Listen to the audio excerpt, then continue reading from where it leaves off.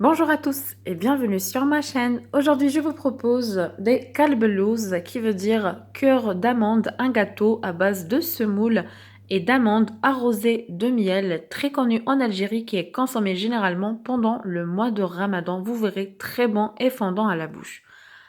Ici, j'ai un moule de 22 centimètres. Ici, j'ai deux tasses de 200 millilitres. Comme d'habitude, je travaille souvent avec cette tasse. Et je verse de la semoule grosse. Très important de choisir la semoule, ni la moyenne, ni la semouline, ni la fine. Il faut vraiment la grosse semoule pour réussir votre recette. Comment savoir si j'ai choisi les bonnes mesures de semoule? Je verse le tout dans le moule que je vais utiliser.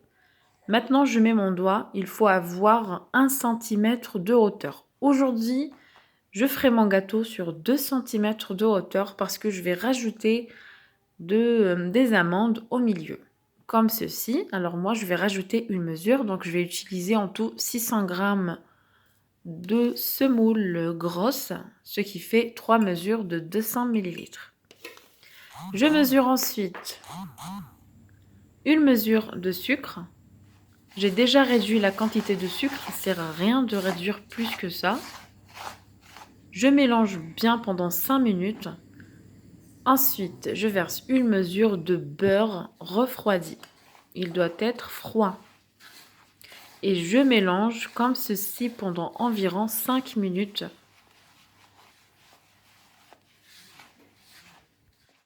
L'étape de mélanger est très importante. D'habitude, j'utilise un robot, mais aujourd'hui, j'ai préféré utiliser la main. Comme ça, vous verrez que c'est facile de le préparer même sans robot.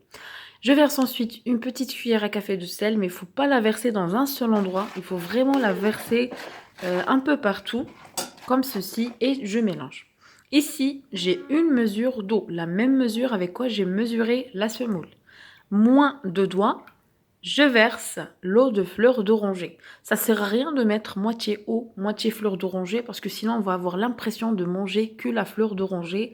Donc c'est assez parfumé comme ceci. Et je verse un quart de celui-ci. Je laisse donc plus que la moitié pour le lendemain. Ici, j'ai mélangé environ pendant 8 minutes à la main, c'est très important. Je couvre et je laisse absorber toute une nuit, c'est-à-dire 12 heures. Si vous le faites le matin, vous continuez à travailler le soir. Si vous faites le soir, vous continuez le travail le lendemain. Maintenant, je passe à la préparation du sirop. Une mesure de sucre et 2 mesures d'eau. Je mets à bouillir pendant 15 minutes avec une tranche de citron et je laisse refroidir complètement. Le lendemain, la semoule a bien absorbé l'eau que je lui ai mis. Je prends maintenant l'eau d'hier. Comme je vous ai dit, j'ai versé juste un quart de celui-ci et je rajoute maintenant un autre quart. Comme ceci, je verse peu à peu en mélangeant. Et ici, l'étape de mélanger est très importante. Je mélange environ pendant 5 à 10 minutes. Vraiment, c'est important jusqu'à ce que je peux former une petite boule. Alors, j'ai laissé la moitié du verre d'eau. Donc, en tout, j'ai utilisé juste la moitié. Un quart hier et un quart aujourd'hui. Maintenant, j'ai beurré mon moule. Je mets maintenant la moitié de la pâte, comme ceci, bien aplatir, mais pas trop aplatir en fait. Il ne doit pas être lisse pour laisser le passage au sirop tout à l'heure. En fait, j'aplatis sans aplatir quoi. Après, je prends une mesure d'amande que j'ai bien hachée, auquel je rajoute quelques gouttes de l'eau de fleur d'oranger, mais vraiment quelques gouttes, et un peu de cannelle.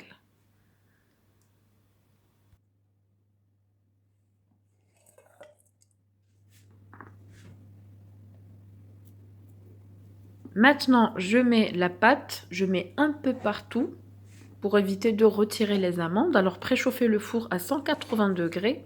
Le four vraiment doit être très chaud.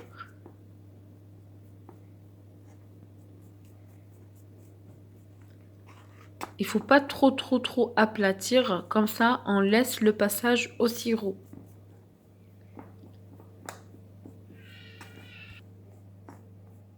Maintenant, à l'aide d'un couteau, je fais juste des traits, comme ceci.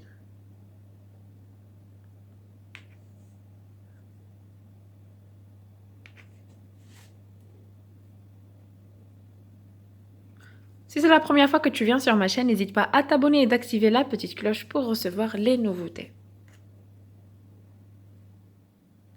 Je badigeonne maintenant le dessus avec du beurre fondu. Choisissez un bon beurre bien parfumé parce que c'est très important le goût. Je mets maintenant des amandes comme ça pour faire un peu mes repères. Les amandes non grillées parce qu'ils vont griller au four en même temps que le gâteau.